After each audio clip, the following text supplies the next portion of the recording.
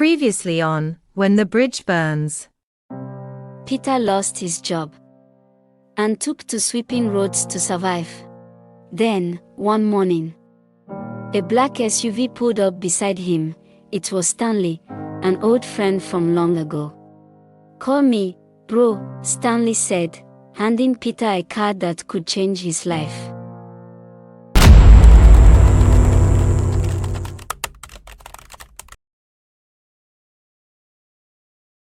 That night, Peter sat at the edge of our bed, elbows on his knees, staring at the business card like it held the answers to all our pain. It had been given to him by Stanley, his old schoolmate who had spotted him sweeping federal government roads. For hours, Peter said nothing. When he finally called Stanley, I watched him closely. His eyes widened, and for the first time in a long while, something like light returned to his face. Stanley had invited him to Abuja. He even sent transport fare. I remember the morning Peter left. He stood at the park, holding his small bag like a man heading for war. I stood beside him, holding back tears. When the bus roared to depart, he entered the bus. He tried to smile, but it didn't reach his eyes. That goodbye, brief, tight, uncertain, still echoes in my heart. In Abuja, Stanley told him the truth.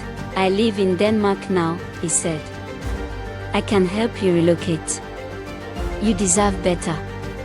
Peter hesitated. Not because he didn't want to leave the hardship, but because of me. Because of Zina. Because home still meant something. He asked for 1 week to decide. When he came back from Abuja and told me everything, I didn't blink. I didn't cry. I just said, "Go. Even if it means washing toilets abroad. Just don't die like this here." I meant every word. My husband was shrinking. This man who once made us laugh, now barely smiled. Our daughter needed medication, school fees, food. And I was tired of watching him drown while pretending to be okay. I remember our last hug at the airport, just before he walked into departure. He was dressed warmly for the cold waiting for him in Denmark. I stood there, arms crossed tightly around him, whispering a prayer I couldn't say out loud. Peter turned, gave me a faint smile, waved goodbye. And he was gone. Denmark was cold and strange, but it gave my husband something we hadn't seen in years: hope.